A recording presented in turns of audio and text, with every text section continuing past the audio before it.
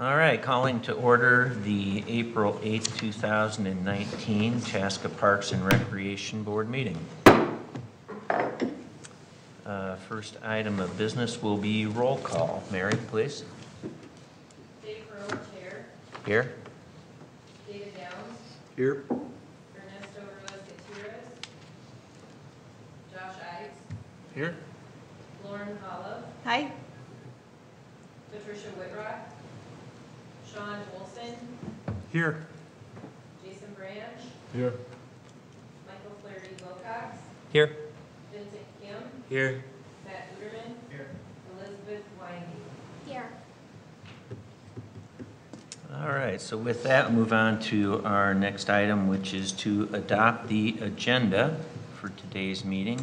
Assuming everyone's had a chance to review it, are there any questions, corrections, additions?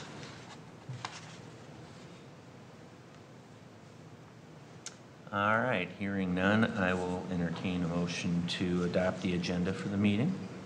So moved. And second? Second. All in favor, say aye. Aye. Aye. Opposed, same. Motion carries.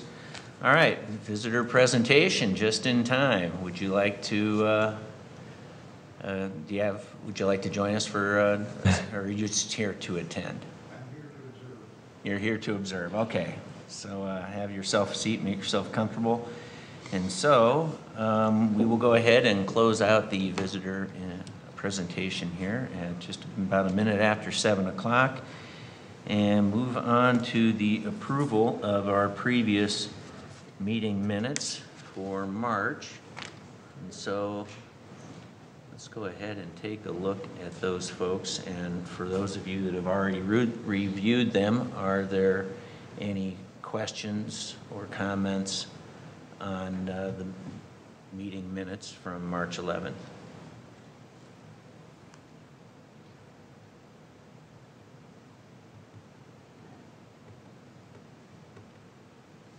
All right, hearing none, we'll go ahead and entertain a motion to approve the minutes from our meeting in March.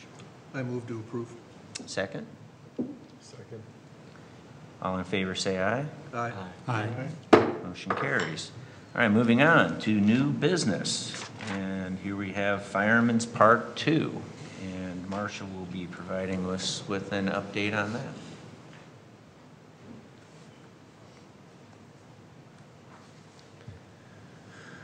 All right, good evening, Chair and Commissioners. Let me just get the presentation pulled up here.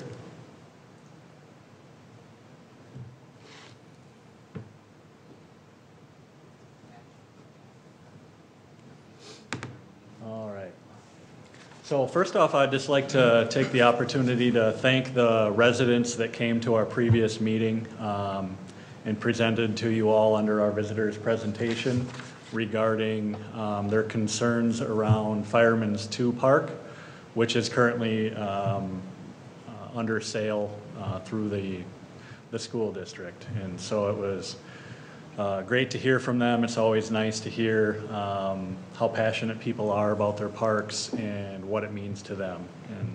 And so after hearing that, it was the wish of the park board for me as staff to come back at this meeting with some more information around Firemen's 2 Park, with some of the history, how does it fit within kind of our plan, and you know, what should we be thinking about looking forward.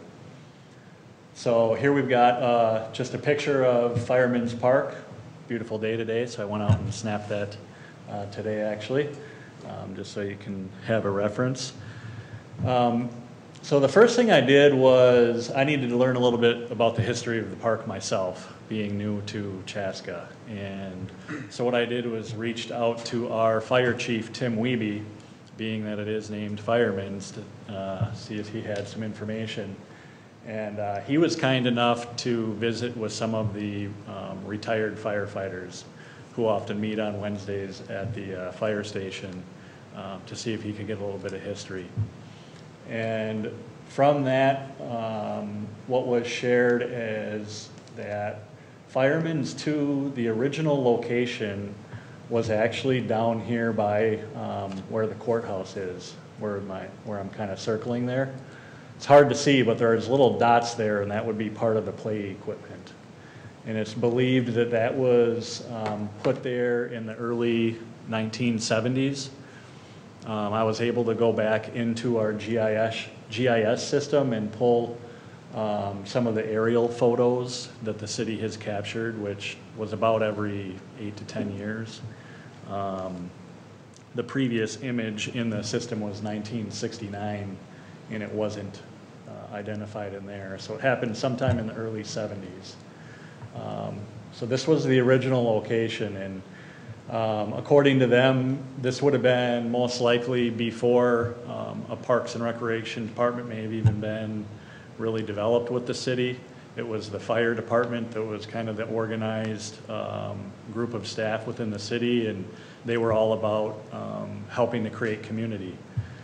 And so this was understood to be the second park in Chaska, with the first park being Firemen's Park. And then the only other two kind of parks downtown would have been at Guardian Angels and St. Lutheran Churches, respectively.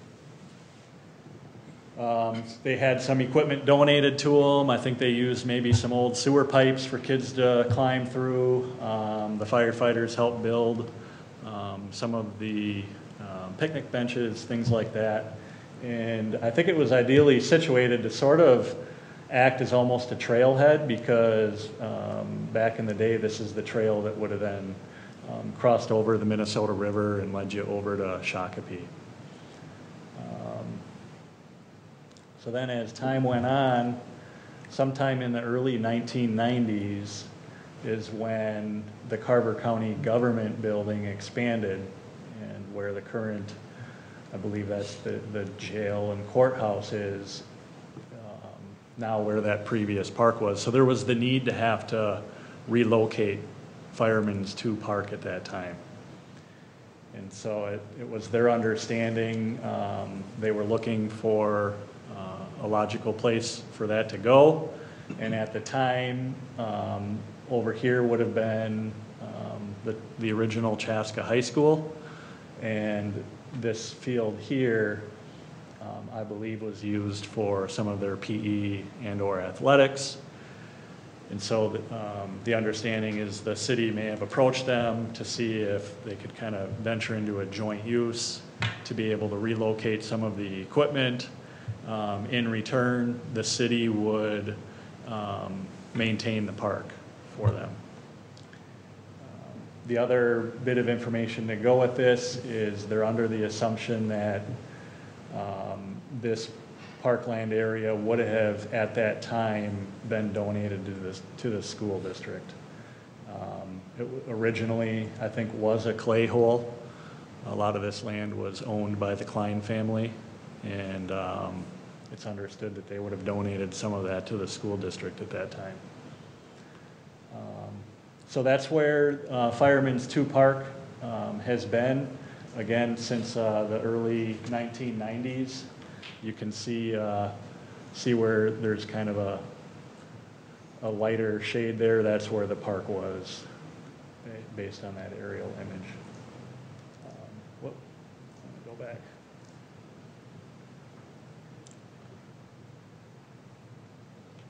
Marshall, you said there was a joint use agreement?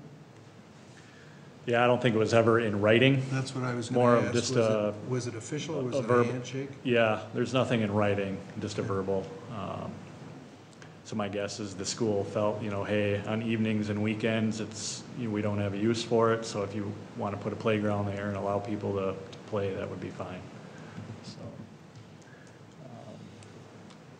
and I know Mr. Mays here in the audience has lived in that neighborhood for a long time, so feel free to correct me if I'm incorrect on some of this.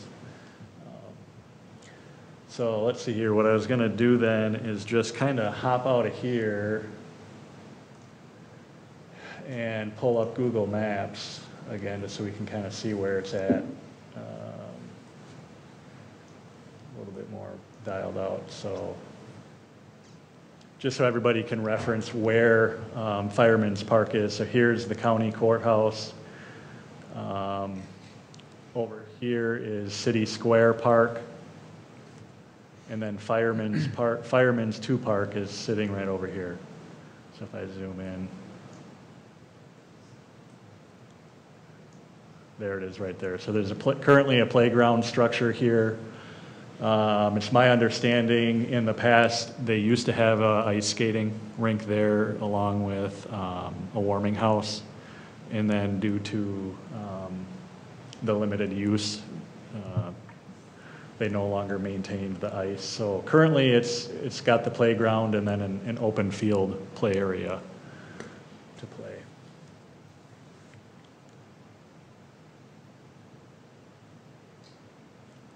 All right.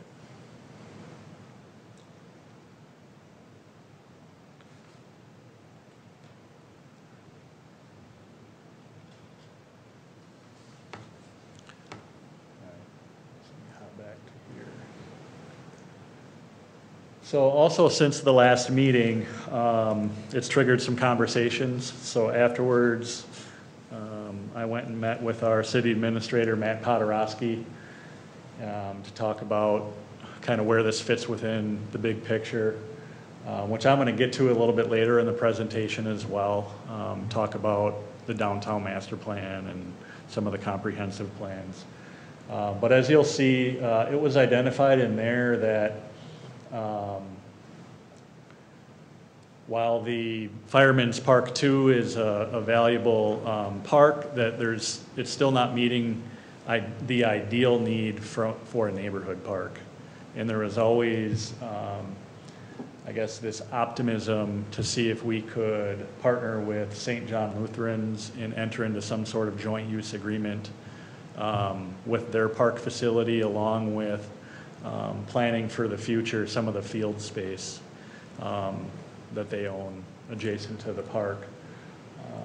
That would just lend itself to a much more centralized location that would allow better access for that side of the neighborhood. It's my understanding some of those discussions have had taken place in the past. Maybe they just haven't formally moved along. So that being said, we have reached back out to St. John Lutherans. Matt Podorowski is looking to line up a meeting with Pastor Snow after alluding that we would like to go ahead and have further discussion on what a park planning process may look like. So that's still yet to happen. Matt Podorowski and I also went and visited with a couple of staff at the school district, and we just shared with them the history of this park and kind of the fact that there have been residents that came to our previous park board meeting that do have an interest in wanting it to maintain as a park. However, long story short, they're still intentful on trying to sell that piece of land. It is ultimately a piece of land that they own, and they technically have that right to sell it as they wish. And then to follow up, last week, Thursday, myself, Chair Roan, along with staff member Mary, went over to the park and we met with some of the residents that came to the park board meeting last month, along with a few others. So I got to meet Mr. May and just talk through this some more, provided them an update of where things were at, the fact that we had met with the school and whatnot, and shared with them that I would ultimately be bringing that similar information back to the park board this evening to give everybody an update. So with that, I thought I would next jump into some of the other public documents that are out there that just reference Firemen's 2 Park, again, just to create the awareness of how Firemen's 2 Park was positioned Before you do that, can I Into the ask city. a Yep. clarifying question? So, number one on your list there, in speaking with St. John's about a possible joint use agreement, would that be for the park where it is now, or would that be a different location? And maybe that hasn't been Yeah. decided, but I'm not clear on what the idea is that's even being kind of explored there. Good question. So you'll see, I should be able to point it out in the downtown master plan. It actually called for the lot to directly across the street from it, where you often see people parking. I think the reality is that lot is quite valuable this day and age, so I don't know if that is likely. So I don't know where that conversation will lead, but it makes sense to utilize what's already there and then to expand on it. Again, and this is all still yet a conversation that would need to be had with St. John's Lutheran. It's just the consultants that the city would have utilized back when they developed a master plan is sort of positioning it as the ideal. Yep. So the conversations there are more towards a goal of maintaining some kind of park in the neighborhood, but maybe not at that exact location. Am I stating that correctly? And I know that Yep. nothing's been agreed to, just kind of conversations about, Yeah. is there maybe a common goal there? Yep. Okay. Yeah, and I think the fact that Firemen's 2 being under sale, we gotta now explore what the options are, you know, and the conversations at hand now, so.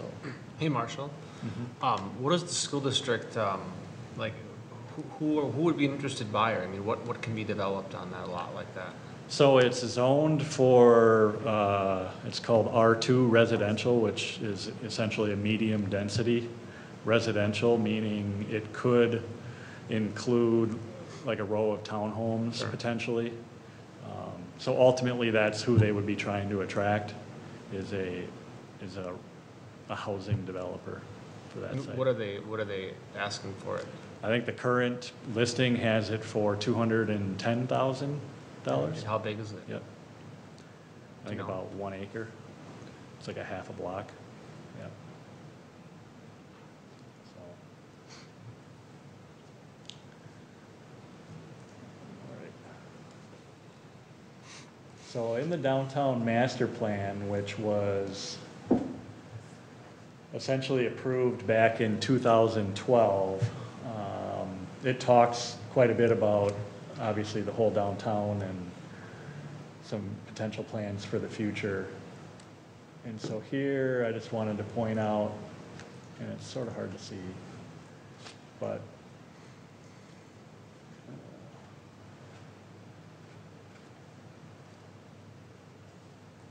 there we go.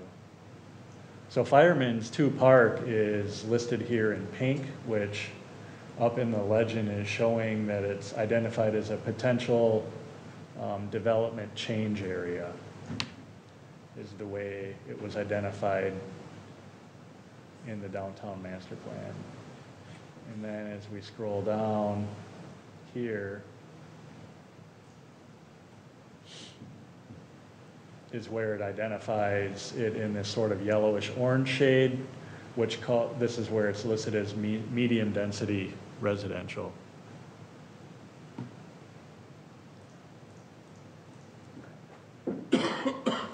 And then as we scroll down further,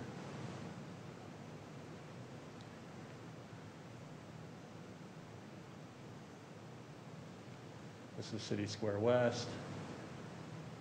So I have to say, as I reviewed this downtown master plan, it was quite impressive to see the work that's been done towards it. So obviously the Firemen's Park redevelopment with the curling and event center, and now you're seeing a lot of energy moving towards the City Square West downtown redevelopment.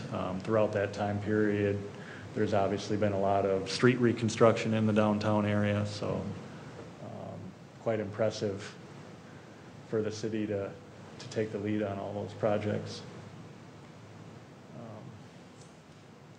I thought there was something down here a little further. Okay, so this is kind of interesting. This sort of shows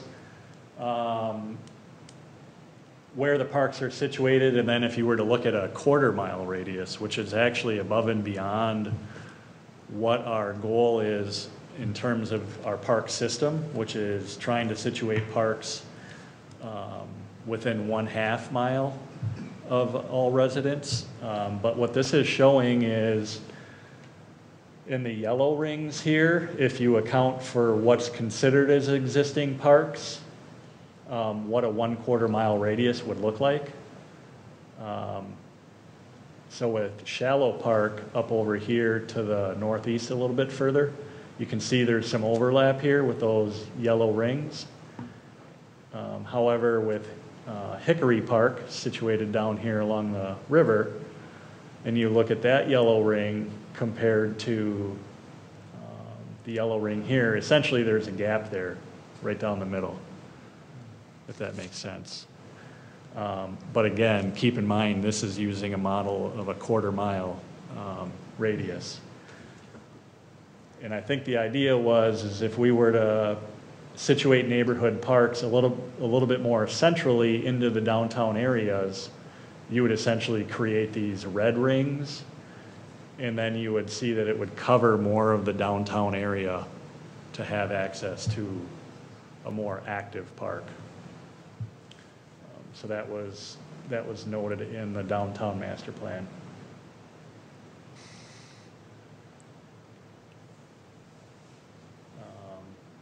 And it sort of calls out here Firemen's in this paragraph here that downtown Chaska also possesses a few small neighborhood parks, Hickory Park and Firemen's too. However, these are difficult to find and are not adequate to serve downtown's current population.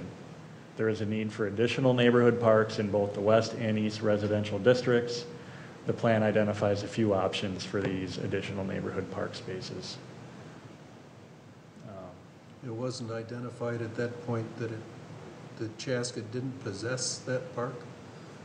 That it was a joint use? Yep. And so that's sort of where the risk has been all along, is if that were to go away, we have a gap in our system in the downtown. Yep.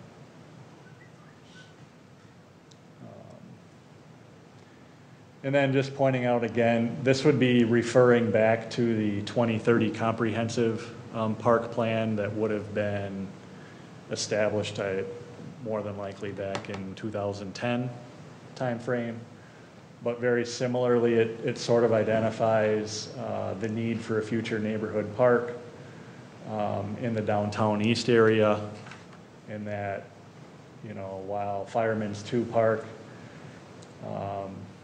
is a mini park on the north side, its small size and isolated location limits its effective use in the overall service area. And then if we skip ahead to the 2040 comprehensive plan, that's currently still in draft, it's available for public to view. It's listed in there as a school park. And then, if you recall, we had some discussion as we looked at, let's see if I can get I'm not seeing my scroll bar, it's making it hard.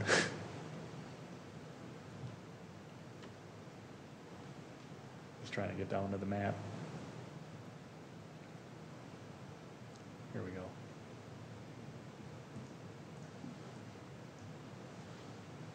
So again, these red rings are identifying where our future search areas are, with the ideal being to generate more neighborhood parks, to make sure we're accounting for a 1/2 mile service, a radius service area within our downtowns. So very similarly with, like as we talked, with Riverview Terrace, currently that is a park that has a good community use. However, the city doesn't own that. And so if the owner of Riverview were ever to want to vacate and sell that to a different developer, we've essentially identified it in our comprehensive plan that there would be the need for a neighborhood park there. And then there's a couple of other, as you can see, gaps in the system that we as a city and as a park board will need to have further discussion as we go forward.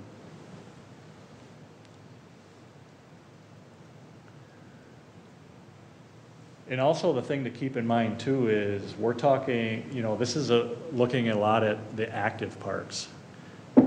We need to be thinking about the passive parks as well as a value within the overall park system within the city. So when you're looking at the more passive parks, obviously you got City Square Park, which serves a unique need in the downtown area, a lot of history there, along with the entire levee and trail system and the whole river bottoms. That's all park and open space, natural resource space.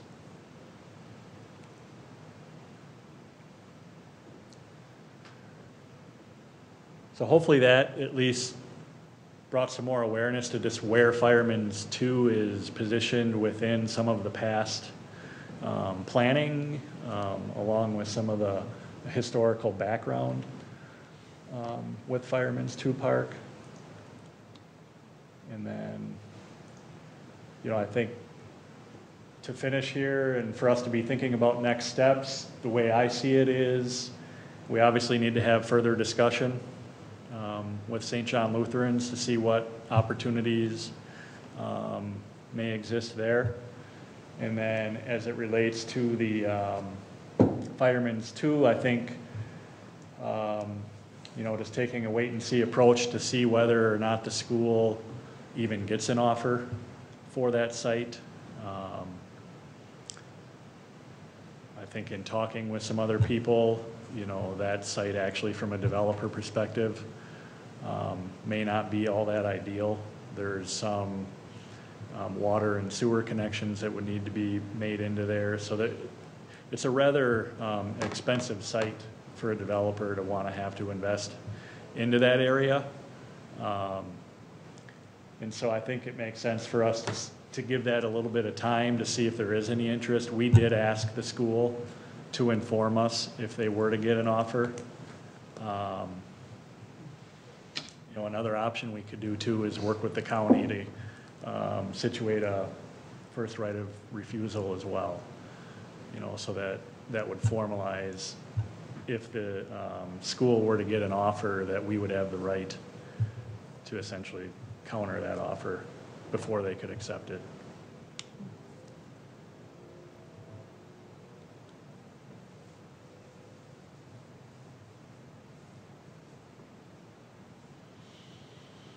So with that, I'll open it up to see what questions and or discussion. Is there more potential for that park than what it is now? You mentioned that it had an ice rink at one point in time. Mm-hmm. And now it doesn't, it just has the playground equipment there. Yep. Is there an opportunity there to develop the capability of that park if we had the land? Mm-hmm. Yeah, I think we got to keep that in mind, and then, where does that fit with the rest of the system too? Where are other parks situated that may need, upgraded or revitalized, so to speak? But yeah, I think if we got to that point where we keep this as a park, it makes sense to see how we can make sure it's getting used. But the discussions with St. John's, is that correct? Mm-hmm. The discussions with them may not pan out, right? So there may not be that opportunity to have parkland there. If that falls through, Mm-hmm. does that make Firemen's 2 that much more valuable for us to have a park in that area? I would think so. Yeah. Are there other alternatives besides those two? Not really. I mean, not without investing quite a bit of money, and so, I mean, anytime you look at a downtown, you're limited. just because of the value of the land. And, you know, being such a historic downtown, a lot of that, back when it was originally developed, was without kind of the park development wasn't at the forefront. You know, it was creating a community and housing and businesses and, you know, so. Along those lines, do You we have gotta- a sense of how the population density has changed over the years? Are there more people living in the area around that park than there maybe have been at times in the past? Or, I mean, it seems if there's been more, you know, medium density or even high density residential that's been added to downtown, there's maybe more people within a radius of the park than there were 10 or 20 years ago. So does it have the potential to serve even more people as other places around downtown are developed? I'm not sure what that potential is. I think the way it's situated, you know, I think it's pretty built out Limited where draw. it is. And I think that's where a lot of the previous plans identified it is, that it's kind of in a hard location as it currently sits. It's a little bit difficult to access. So ideally, we would want something a little bit more centralized, even just from a visibility and accessibility vantage point. I just want to make sure, so you're, the parts from the Parks and Rec comp plan, the picture you were trying to paint was that we identified that as a place that we want more parks to serve the residents, but the park as it exists right now isn't really doing the job. Like it's sort of not in the right place and it's a little too small. Is that kind of what you're saying? Yeah, so right now, it's serving more as a mini park, Yeah. meaning it's smaller in nature and is in a location as such that it doesn't service as many people as what a more centralized neighborhood park could do. Yeah. And so while that's been a valuable park all along, I think ideally, we would try to identify whether it's in addition or in lieu of another more centralized neighborhood park. If we're to meet our goal of the half-a-mile radius. But if that park gets sold from under us, there isn't any other particular place that we're able to point at right now in that area that could be picked up as a park. Other than, like I said, that lot adjacent or across the street from St. John Lutherans, that is currently a vacant lot. Oh, okay, got it.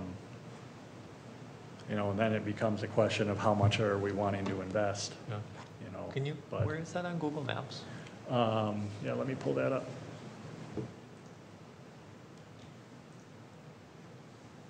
So it'd be right here.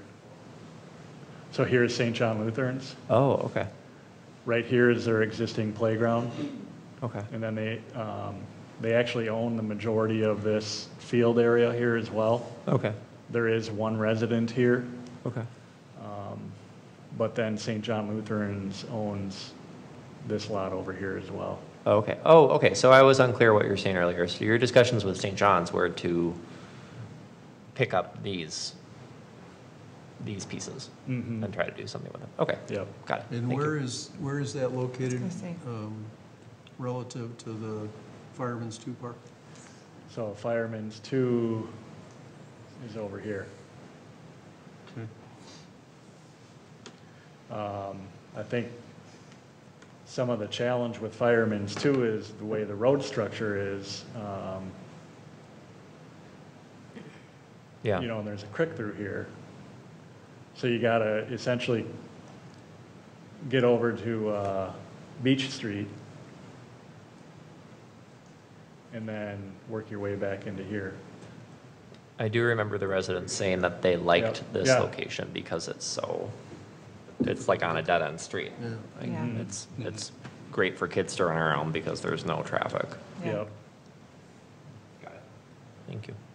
Oh, I have another question. Do we have any sense of what maintenance we're doing on that park? I suppose we probably don't piece it out like the cost per park, but do we just mow it, or do Pretty- we do other things? Pretty much mow it. Okay. Obviously, they inspect the playground. Okay. Did we install the playground equipment, and we would Yep. fix it if it breaks? Yep, Okay. yep.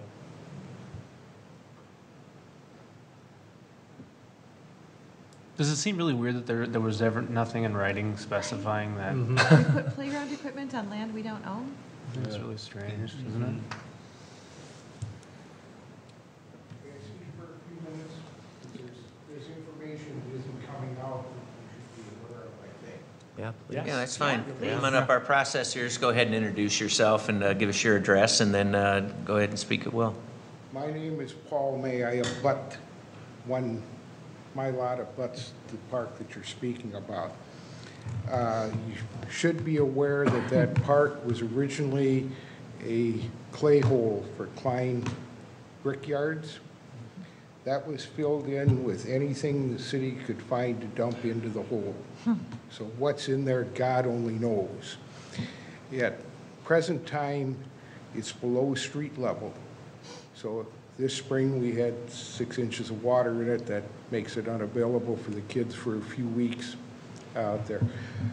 But what you're not hearing, if you go with St. John's alongside of their playground equipment, the city is looking at a lot of liability, because St. John's isn't going to pick up kids playing on their equipment. They've got their area pretty well fenced in.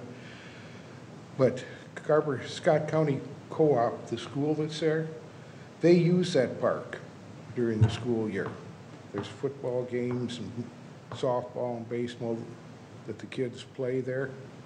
They walk the footbridge across. Several years ago, when we had the footbridge repaired, nobody knew who even built it, but it was there. Just down from it, about a block across from Auburn Manor, you have in there a large county-owned daycare center. Their kids are quite small, but the older ones do play in that park out there. It's not advertised. It's hard for the neighbors to even know it's there, but it is isolated. And if the school board wants to sell the property, that whole half block has to be raised about 4 feet under state law. It's in the floodplain. You could only put in a ranch-style home. You could put nothing in with a basement. There's no sewer and water. There's no electricity through it. The only electricity goes to the houses on the other side. So in looking at it, it'd be a cheap investment out there. You do put picnic tables in that are used quite regularly. You have the school, you have the daycare center. It would be very hard for them to find somebody that would pay $200,000 for it out there. The streets around there are, they've been on the plan for as long as I've lived here to repair them. They're really in bad shape. But it's isolated in such a fashion that it is usable and safe to have kids in it out there. But there is no sewer, there is no water. When they did put our electric lines underground, they brought up a rock about twice the size of this podium. It's now in my backyard as an ornamental item. But nobody really knows what all is in that ground when it was filled in. The city used pretty much as a city dump for a while to try to fill it in out there. But there'd be a lot of cost for anybody that wanted to develop it for housing. You've got the large power lines that are on the western side of that That's park running too, down it which too. are That somewhat intimidating. very intimidating when it was put in. Yeah, sure. Out there. But it does service St. John's. They bring their kids over. The parking lot, what used to be a playground alongside the old high school, that's been converted to parking lot for the students. And the overflow comes over to this park, and we have 15 or 20 cars parked Right. along it during the school year. It's in a spot where you can take your kids, as I did when I moved in here, and you didn't have to worry about somebody flying through at 70 miles an hour out there. So it's an isolated piece of property, but it's the only real piece of property in the area the kids can go and play on out there. Now you've developed the other side of Stoughton, that housing development, we're seeing more and more of their kids are finding their way over to the park. So, but there is a well built walking bridge across there. They built it out of old railroad beams so, out there. But it's our belief that it should remain a park and be developed a little more. There's good parking on two sides of it out there. The skating rink, kids don't ice skate outdoors anymore, and it was getting to the point where it was more costly to keep it up for the use it was getting out there. But in my opinion, that would be a good piece of property to, if nothing else, trade with the school to get it. We must have a couple of small pieces around somewhere that closer to where the school can use it. But there is a lot of youth in the area, other than just the people who live there with the daycare center and that. So that's all I had to tell you about it. We appreciate you coming in and sharing that with us. Does anybody here have any additional questions? The pieces that are close to the St. John School, what were you saying that those would meet the neighborhood's needs or not? I'm sorry, you'll have to speak up. Oh, I'm sorry. The pieces of land that are by the St. John School, were you saying that those would or would not meet the neighbor's needs? It's expensive land to start with. Okay. But your general public, if you put the park there, are going to lap over into St. John's playground equipment. Okay. For St. John's, that's a high liability for them if anybody gets hurt on the Okay. land. They have partially fenced it in now to keep people out because Okay. of it. Okay. Do you think neighbors that are currently using Fireman's 2 Park would be able to make it over to the St. John's Park? And is it as safe for kids? Do you feel it's as safe as? They'll go wherever they have to, but Okay. when you get to St. John's and you're on the main drag to the courthouse, Yeah. if you aren't watching kids, they Got get it. out in the street fast. Yeah. Where here, there's no place for them to go. That block is dead ends all four directions. Okay. So it restricts traffic through it quite well. Okay. Okay. Thank you. That's all I have to Thank point you. out. Appreciate it. Thank you. Thanks again Thank you. for joining us. All right, terrific.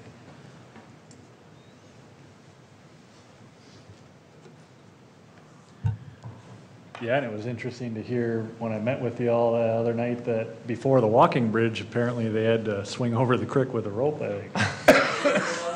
Talk about liability. So, It was interesting, that bridge that was there literally collapsed. There, I got moved out of bed at 2 o'clock one morning to go to the hospital and shocked me that it fell through the bridge. He immediately panicked and I calmed him down. I didn't fall through it yet, but about 3/4 of the planks that make up the bridge are gone. And at 2:30 in the morning, the city crew was down to fence the bridge off. There's no lights over the bridge. It was a real hazard at that point out there. When we started that, the problem was nobody knew who built the bridge or when it was built. Oh. whose responsibility? Everybody was looking for somebody else to blame to repair it. It is a unique piece of land. It can be well used down there. And because it's already got a large daycare center, you've got the Scott Carter co-op.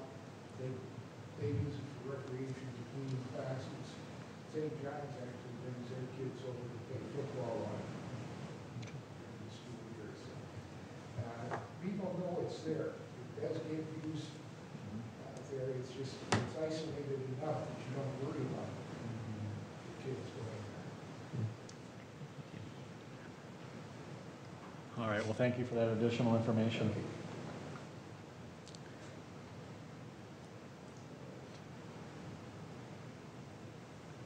right, well, any other comments or discussion on Fireman's Park 2? Like I said, I'd like to add that, it's been enlightening meeting with you and the others in the neighborhood there, and that, Fireman's Park 2 is a special place, and well, as Marshall said, we'll kind of see what happens, but I think that, we are at least being educated on the value that it brings, and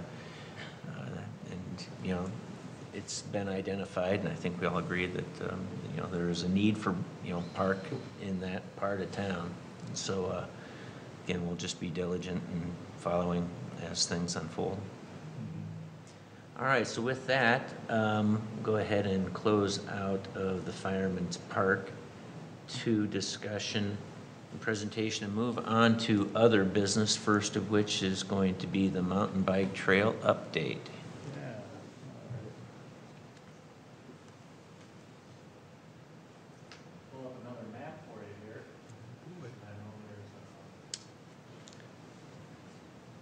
Some new commissioners here, just to be able to speak to this a little bit more. So a lot of work's been done on this mountain bike project, and I'm happy to share with you today that we are in a position to bring this forward to the City Council at their meeting next week, Monday. Wow. So there's just a couple finite things that we have to situate yet this week. But just to kind of recap this whole project again for you in a nutshell, we were approached by some passionate parents along with coaches of the local Chaska Chanhassen mountain bike club team, and they had done their homework and found essentially a strip of right-of-way land that is owned by MnDOT and Carver County that is essentially across the street from the Pioneer Ridge Middle School and sits between Pioneer Ridge and 212. And we had essentially learned through MnDOT that there's the capability of obtaining what's called a limited use permit to be able to install some recreation, single track, multi-use trails within this parcel of land. So with that, this group of individuals had gone to Carver County Parks Board, they had gone to Chanhassen Park Board, along with visiting with our park board, and essentially gained support from all the respective park boards. It was determined that given that the majority of this land does fall within Chaska city limits, that it makes sense for the city of Chaska to pursue this limited use permit process. So we've been working on that behind the scenes. At the time when we originally had, the park board had made the recommendation to city council, it was under the assumption that MnDOT owned that entire piece of land. And then as we proceeded forward, we had learned through MnDOT that actually some of that land had been turned over to Carver County. And so there was a whole other element there to have to work through with Carver County, because this was news to them at the time. And at that time, we were full swing into summer projects, and so they had lots going on. But now we're at a point where we're ready. We've accounted for everything. The Carver Trails group gained official status as a Nonprofit. Thank you. Nonprofit organization. Drawing a blank there. They've obtained insurance, so they've done everything we have asked of them. They've been great to work with, communicating back and forth, getting information from them. So we've worked with them to develop what's called a memorandum of understanding. So that is going to be essentially the legal agreement that'll be between the city of Chaska and Carver Trails that spells out roles and responsibilities. And then in addition to that, ultimately what we are seeking are limited use permit from MnDOT relating to their parcel of land, and then we're seeking a limited use permit from Carver County to be able to utilize their parcel of the land within it. And just to show you that, essentially this highlighted striped orange area in the section here that I'm circling, that's the part that was turned over to Carver County. And then the remainder of this land, along with this stretch here, is all MnDOT. So what we'll be doing is taking this forward to City Council at their meeting on Monday, and we'll be asking them to essentially approve a resolution that would authorize the city to submit these requests for the limited use permits.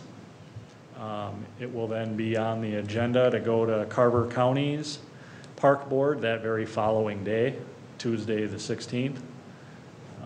And then relating to MnDOT, it'll get submitted to MnDOT. We're of the understanding it could take anywhere from 4 to 6 weeks to go through MnDOT's processes. Assuming that's all a go, I've talked with actually Tim Bosberg of Carver Trails this morning. He thinks, kind of estimating that it would take him about 2 months to construct these trails. What they're sort of up against is July 1st is the start of their season for the mountain bike club team when they start practices. So as much work that they can get in beforehand would be ideal. Great news though, they're actually expecting, I believe he said over 100 kids on their mountain bike team this season. So Wow. Between those kids and ideally their parents, they're gonna have a good volunteer base. I also see it as a city where we could help promote these trails and generate some volunteerism efforts for the group as well. Remind me, going back to last year, and I know that MnDOT has a formal process that they'll have to follow and that this will have to go through, but this Yep. is already on MnDOT's radar, right? It's on their radar, yeah. I mean, We've been in. going back to when the group kind of first, I mean, I think they'd even approached MnDOT before they came to us, Yep, right? and there was a recent communication with them just to kind of, So they know it's Make sure coming we're in line. at least, which is good. yep, exactly. Is there any reason why the city council would have reservations about this? It looks like a slam dunk, is it? Or am I would hope so. I think we've accounted for everything. City administrators, supportive of it. We've, the memorandum of understanding, talks and speaks to the liability that the city's taken on. But had several conversations with our city attorney, Luke Melkert, on that. He's in communication with Carver Trails attorney, so should all get to a point where everybody's feeling comfortable by the time we bring it forward on Monday night. Good. Marshall, is there a cost or duration associated with this? No cost, no. Is it an annual or is it 10-year? It's slated as a 10-year, and then there's the ability to renew it. And then there's also, technically, MnDOT could request that back at any time. But, and then we would essentially have to restore it back to its original nature, is the way the limited use permit reads. And then just from the city's perspective, I know, like at the entry point, we were talking about just, like putting some garbage cans and recycling and that sort of deal there. And then, as I recall, the school district was okay with using Pioneer Ridge as a parking location. Yep, during non-school hours. Yep. And then there is another park that's technically within Chanhassen, that's another parking option that we've identified. I think there's potential for even parking further down at the high school if there was ever that need. The other thing to point out here is, this trail system isn't, we don't believe anyways, it's a trail system that's going to be a major destination park where people from other communities are gonna drive a distance to go to it. Who knows though, I mean, I think there's always the curiosity and to try something new for a while, but the reality is I think we're gonna get maybe 3 to 4 miles worth of trails in there. That being said, it's not a, it won't be a competition rated trail system. More than anything, it's gonna serve as just a great practice facility. Yeah. For the mountain bike club team. You know, right now they're doing a lot of stuff on the paved trails and working around traffic, so this is gonna provide a much safer alternative for them to practice. I think it also lends itself perfectly to the local community that are just beginning to mountain bike. This is gonna be a relatively, you know, beginner, maybe some moderate ability, but for the most part, it's prairie grass with some rolling hills. There's not gonna be a ton of huge, you know, descents or major trees to get around or things like that. But also its multi-use nature too is gonna be great, even just for people that wanna do some trail running. The local cross-country team could hop over there and run on the trails, so. And then in the winter, it's gonna serve a purpose too, you know, for people that may wanna snowshoe. Actually, from a mountain biking perspective, you encourage the snowshoers to compact some of the snow, and then that allows the fat tire bikers to get out on the trails. But very impressed working with Carver Trails, Tim Vosberg and his group. You know, they're gonna be launching a website, and a lot of the information will be on there as well. So thank you for your support in this project. One more, sorry, one more quick question. Yep. Given some of the maybe mixed use opportunities with snowshoeing, cross-country runners, even the very limited idea of people coming who aren't part of that trail group already, is there a need for some kind of signage with maybe near that parking lot where we think people are most likely to hop on the trail, saying kind of here are the, you know, bring your trash back out, and here are kind of some of the general rules or guidelines or anything like that? Is there a need? Yep, absolutely. So more than likely there'll be some sort of a trailhead that'll have a kiosk, that'll have rules and Great. all that type of And stuff. here's what it generally looks like, Uses so are, people, you know. trail maps. Great. Yep, exactly.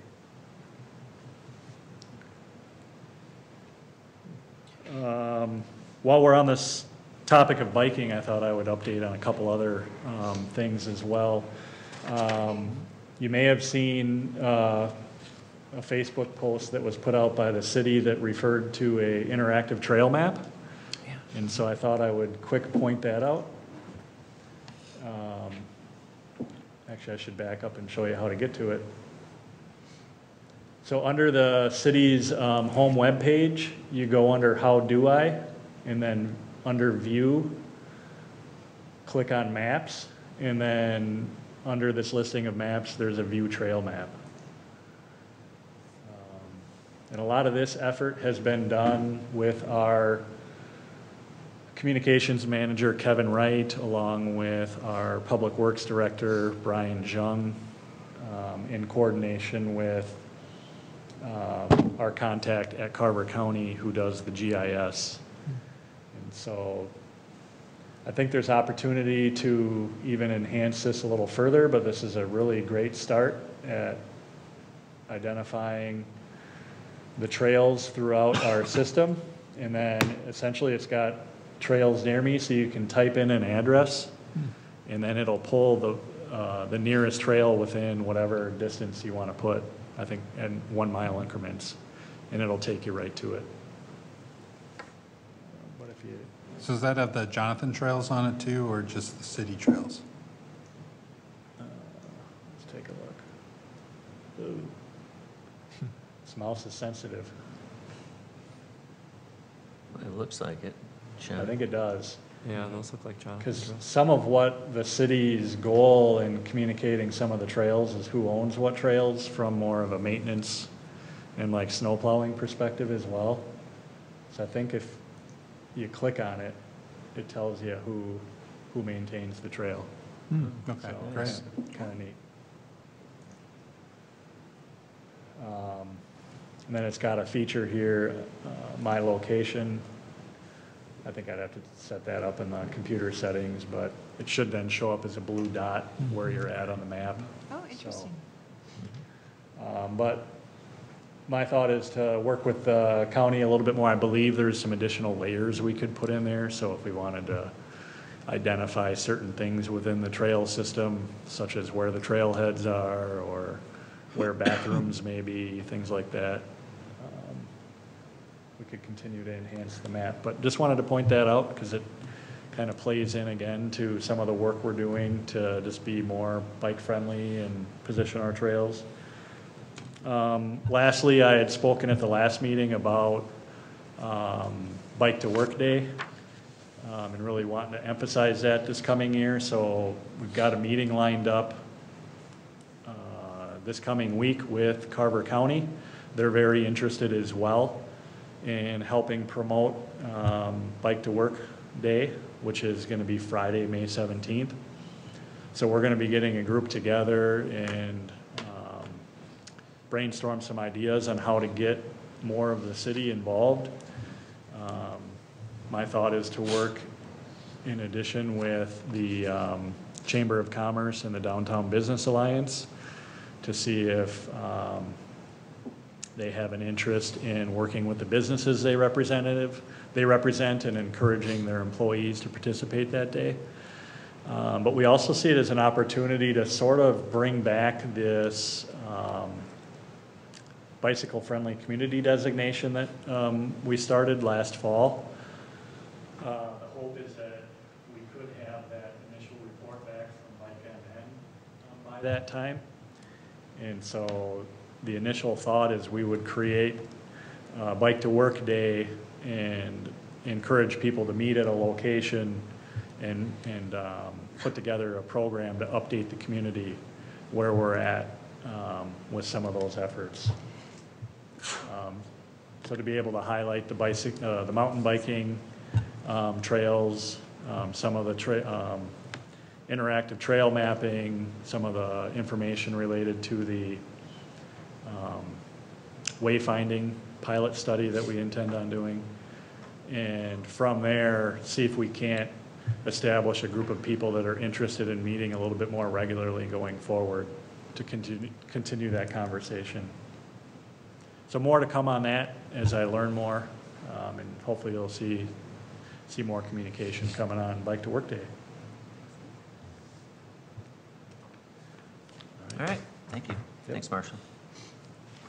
All right, moving on here under other business, our next item is to receive the council and planning meeting minutes, and it looks like that we've got council meeting minutes from February 25th and March 4th, and also from March 18th, and then, no, the March 18th, that's the planning commission meetings. And so any discussion items that have come out of your review of those minutes?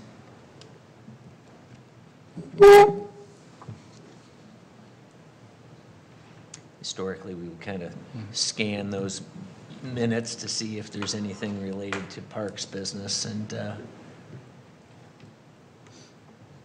hearing none, there's no motion required as far as the reception of those minutes. And so with that, we can go ahead and close out other business and move on to staff reports and department happenings. All right, thank you. So as always, it's always great to take the opportunity to highlight what the staff have been up to in the department and all the great things that they're doing. So just taking a look back at a few items last month. Back on March 11th is when the new spring-summer activity guide was sent out to the community. So encourage the community to peruse through the listing of many options to stay involved. along with a lot of great community events that will be planned throughout the summer months. The January fitness promotion included a perk option in which if new members that joined, if they essentially visited the fitness center at least 8 times per month during the months of January, February, and March, they essentially were able to earn an additional perk, and we had a few perk options for them to select from. So I'm happy to share that 104 members earned those perks. And then the breakout of the perks, 49 of them selected 6 additional guest passes. 27 individuals selected a session with a personal trainer. 14 individuals selected a room rental. 9 people selected swim lessons. And then 5 others selected skate lessons. So really neat to be able to offer a variety of options, but to see that people value different things, and the fact that the community center has so much to offer really represents how people took advantage of that perk option. In addition, great to see the daycare numbers continue to climb. So in January through March of this year, we averaged 942 visits per month, which is compared to 733 visits per month for that same period last year. So we're growing in membership, and obviously families are utilizing that drop-in daycare option, which is great to see. And there's no problem in accommodating the growth, I assume? No, it's pleasantly busy, but yep. Great. Doing good. And then over at the Chaska Curling and Event Center, last week began the league playoffs. So this would be winter 1 and winter 2 sessions heading off on the playoffs. That'll last about 3 weeks. And then looking back, March 13th through the 17th is when we hosted the USA Curling U18 National Championships, and just want to commend all the staff that were involved in planning and managing that event throughout that time frame. That brought in 24 teams from all around the country, and they got to experience Chaska, and I think they did a great job of showcasing that. And it was a great experience for all the kids that got to participate in it, including a local team. So normally you got to qualify to get into this tournament, but by hosting, we were able to allow one of our local junior curling teams participate, and they got to learn a lot and just had a great experience. Looking ahead, some of the highlights next month. We got the annual Green Tea Party coming up this next Saturday, April 13th, which is just a great opportunity for grandmothers, mothers, and daughters to get together for a morning of tea and treats and crafts. Missy, our fitness supervisor, has worked and partnered with Ridgeview Rehab to bring in a program to work with the active older adults, and providing a workshop that will discuss how to move forward after a hip and joint replacement. So just a great job reaching out and working with other local businesses in the area. For those of you that are the runners out there, we've got the 555 program coming up. And that's actually going to kick off tomorrow, April 9th. Essentially, it's a 5K for 5 months, beginning at 5:55. So a lot of fives in there. But that'll occur. That is free, and it's offered at the Chaska Community Center. And then happy to announce we're going to be bringing on another full-time staff person that is essentially backfilling Erin Link's position, who was promoted to our recreation program manager. So her previous position is being backfilled by Zachary Johnson. and he's going to be coming to us from the Brainerd area, where he's been serving as the program director for a YMCA. It's a lot of great experience. We're looking forward to welcoming him, and he's going to be starting with us on May 6th.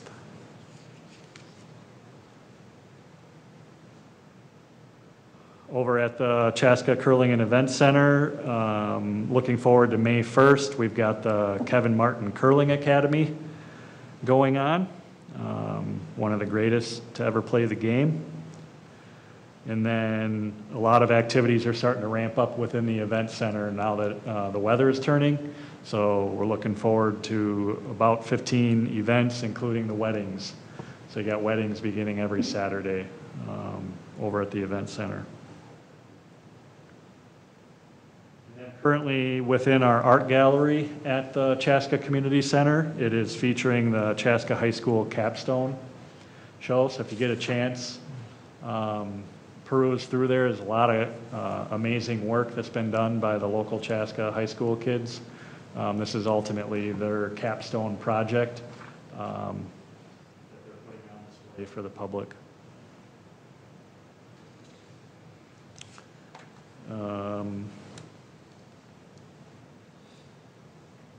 And then I wanted to provide an update too from Brian Jung, our Public Works Director. As you know, with Athletic Park, we had to make a decision, and Brian Jung ultimately made the tough decision to have to intentionally flood the park there. And that was ultimately the right thing to do, in that it minimized the damage that was going to occur based on the projections to try to maintain that berm that's there. And so the good news is last Thursday they deployed several pumps and actually began pumping the water back out of Athletic Park. Now that the river has receded, they were able to pump the water out of Athletic Park back into the river, and it's appearing that the turf is going to be salvageable. I think it was a process that took him about 3 days, and he noted in his reference here it was approximately 17 million gallons of water that they had to pump, so quite impressive. So a cleanup process will begin over there, and just begin that assessment of what needs to be done over on that site. Relating to the Lions Park off-leash dog area, it's projected that in early May, crews will be out, public work crews will be out there to finish up some of the trails that were put in there to be in line with the new bridge that goes over the creek there. But he did note that there could be a delay in opening of the shelter there. The contractor that the city worked with for some of those upgrades had a major back surgery. So there could be a delay in that. Over at the Brickyard clay hole, there's been some work that's needed over there that Brian's been working with a consultant on.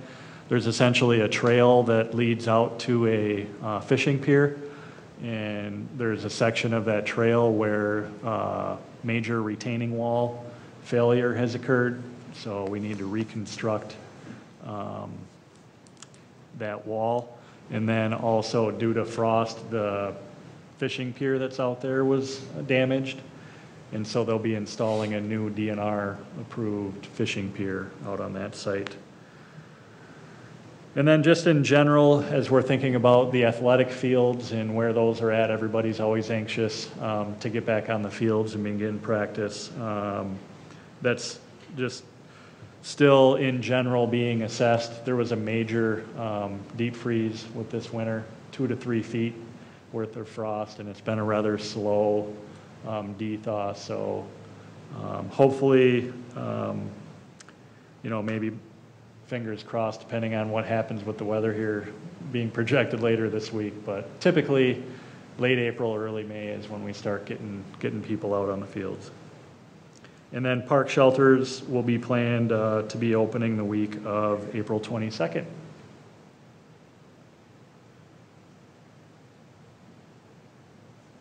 And lastly, I was gonna it's not necessarily park related, park and recreation related, but I think it's an essential community building venture that the city takes that I would like Mary to give us a quick update on, and that's our Christmas in May program, if you've ever heard of that. So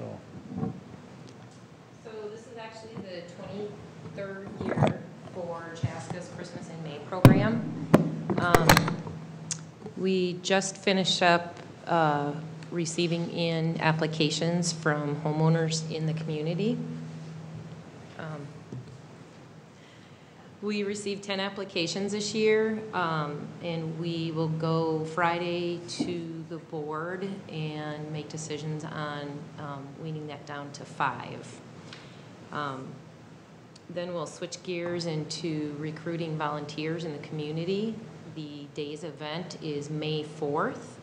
We start at 7 a.m. feeding the volunteers at Guardian Angels Gym, and people can come register for the day and get their t-shirt. They get fed. There's a little program.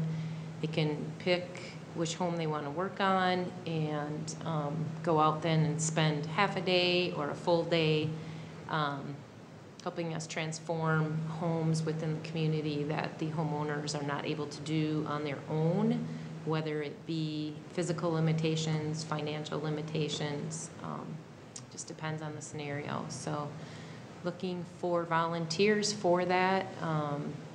They can just come in that day to Guardian Angels and show up with some grubby clothes on and gloves, and we'll put them to work for the day. And it's a part of something pretty special where we make a difference in some really nice neighbors in our community, making a difference in their life. So, yeah. Is that in partnership with Guardian Angels? It is not. We use their gym. They allow us to use their gym, but really it's Christmas in May is established as its own nonprofit. The city does support it.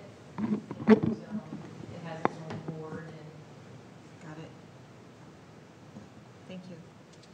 And lastly, I would just, goes without mentioning, to just thank our Public Works Division with all of the flood efforts that has needed to take place throughout our city. I know that Brian's crew has worked a lot of hours maintaining and protecting, you know, our infrastructure here within the city. I know he mentioned to me the other day that I think his crews have put in 11 weekends in a row. So a lot of behind the scenes work that doesn't get noticed by the general public. So if you happen to see them out and about, be sure to say thank you. What's the size of his crew?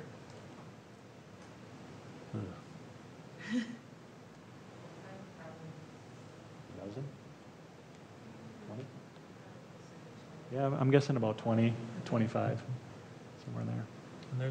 And spring must be the busiest time for them, because I even saw them out today testing the fire hydrants. I think that was them too. Was that Public Works doing that? Yeah, I think probably. it was, yeah. Yeah, so they're doing Yeah, everything right now. they transition, Yeah. as seasons transition, it's Yeah. the next thing, you know, from plowing to mowing, yeah. Street sweeping? Street sweeping, Starts, yep, well, I guess depending on this week, but that's gotta be starting soon. yep. So, And I believe it's the City of Chaska Facebook site, the Chaska Communications. And I was just kind of looking at it here, but they do have some footage here of them pumping the water from Athletic Park. And I saw some kind of before and after pictures of the flooded ball field. And then, you know, it's somewhat looking quite restored now. yeah. Hopefully it survives the week. You don't have to flood it again. But, yeah, what they've done there looks like it's really turned out the way they hoped it would. So, again, it's terrific work on their part. For what it's worth, I thought that was great, and they put it on Twitter too, him kind of sadly opening the.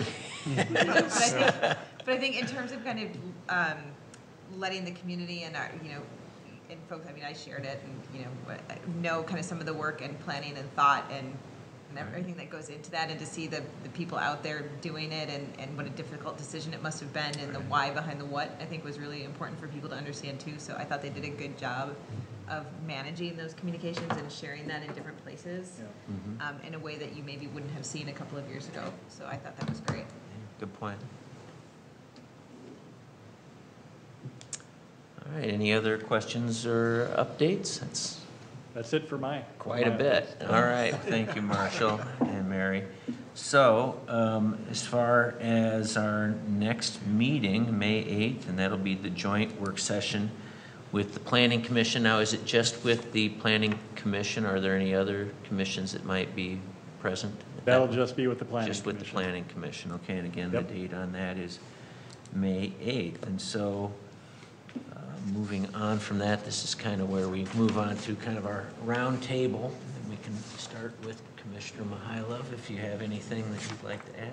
I do. I think this is always a good time to kind of call out kudos or nice things that you see happening in the community. So both of my kids had the opportunity over spring break to participate at the Chaska Community Center with the Prairie Fire Children's Theater and the workshop that they do every year. I know my kids have done it for 5 years running, so I don't even know how long it's been going on. And it's just a remarkable experience for them every year. I think they had 60 to 70 kids participate this year. Every kid that wants a role gets a role. They audition on Monday morning, they put on the play Friday night. So they learn the whole play in a week. I mean, it's really great. And the patience that they bring to making it a fun learning experience, not too intense, not too rigid. I think the kids all learn a lot and really get a lot out of it. And I know it's also can be, I think, somewhat disruptive for the community center, where all of a sudden you have a lot more people there on a Monday morning parking and in the parking lot and everything, and I'm sure that maybe created some frustrations, but I just think it was a remarkable experience, and I wanted to acknowledge all of the work that went into that. Thank you. That's it for me. Okay. I just had a couple of events I wanted to highlight, not necessarily strictly park related, but next Tuesday, April 16th, the school district's going to be hosting a community conversation on equity in the schools. There have been a few sort of unfortunate incidents at the high school and the middle school level this year, and so they're kind of opening things up and having a broader conversation with the community on that. So again, that's going to be next Tuesday at Clover Ridge Elementary at 6:30 p.m. And I think that's going to be a really good event and some good discussion that needs to be had within our community. The second event I'd point out is taking place down at the Chaska Event Center on May 3rd, and that's the Chaska Bash. It's the fundraiser for Chaska High School activities and athletics, and so that's an event that for the last several years has been up at Hazeltine, but this year it's down at the Curling Center, so that's a good get for the crew down there. And if you haven't been there, haven't attended this event in the past, it's a really fun event. They got great food, and Frank Vassalero from WCCO comes down and handles the live auction, and he's a surprisingly good auctioneer. So it's just a great event and a good community builder. What was the date on that again? That's on May 3rd. That's all I've got. Josh? I don't have anything specific. Thanks for the ample information that you and your staff provided for the meeting. I mean, I don't think we've seen that much of happenings in my time here, so that seems like a lot of action is happening, so that's good. Nothing for me this week. Okay. Dave? Nothing more to add. I'll just say that, like Jason just said, there was some really good work tonight, or Joshua, sorry. Really good work tonight. I appreciated all the work on the naming policy drafts and all the research on Firemen's 2 Park. I think that was really great to see us hear that from the community and then respond. And perhaps we can think of some more action items to take there, but I understand we just sort of have to wait for things to happen. That's fine too. And also the continued work on the mountain biking project. The mountain biking project makes me wonder if perhaps there's some programming opportunities that could happen in that area. Hearing you describe that the kids all seem to have discovered that this is a really fun activity, maybe the rest of the community needs to figure that out too. So that would be interesting to know if there could be programming that we could do there. And then the trail map, I'm glad you pointed that out because I didn't know that that had gotten published, and it's fantastic. And that tool is exactly what I would love to see get layered on, to see like the parks get layered in there and the other recreation facilities, and you can click on one and you can see if it's owned by Jonathan or not, and just this really amazing like recreation finder, you know, tool. So it's amazing work that they put together for the trails, and I'm gonna go home and look at it. Cool. Thank you. I don't have much in the way of anything to say in regards to specifics, but I'm looking forward to seeing all the new progress, the future progress that is going to happen on the mountain bike trail. I think that's going to be fun. And I really want to thank you, sir, for coming out here and representing your neighborhood and talking about something that's obviously very important to you and the livelihoods and the lives of everybody in that area. Thank you. Thanks, Vincent. All right, Elizabeth. I would say I really enjoyed the working session that we had prior to tonight's meeting on the naming policy. It's just inspiring to hear everyone's input and watch us work as a group and really take the interests of our community to heart and come up with a great working document. Thank you. And Matt? just two things, I think it's really encouraging when government works. And last session we had concerned citizens, and the next session we have ample information. We took it really seriously, you and your staff dug in, very comprehensive, so kudos to the team for that. I thought we saw government working today. And then the second thing is if you want to see future Minnesota United soccer players Tuesday night up at the rink that's behind the community center, 3.5-year-olds are running around with their heads chopped off. So it's really so, thank you. All right, thank you, Matt. Okay, lastly then, I guess I'd like to echo some of Vincent's mention there of the folks in the neighborhood there surrounding Firemen's Parks too, and the passion that they have, and that park's close to their hearts, and so I think they can speak for the commission as a whole that we're touched by that. We certainly want a great outcome for the people that live in that neighborhood, and so we care, and we're very interested in seeing good things for that neighborhood. And that is all I have, and so with that takes us to adjourning the meeting. And so, do we have a motion to adjourn? So moved. All right, Commissioner Olson, a second? Second. All right, I'm going to give it to Commissioner Downs. All in favor say aye. Aye. Aye. Opposed? We are adjourned.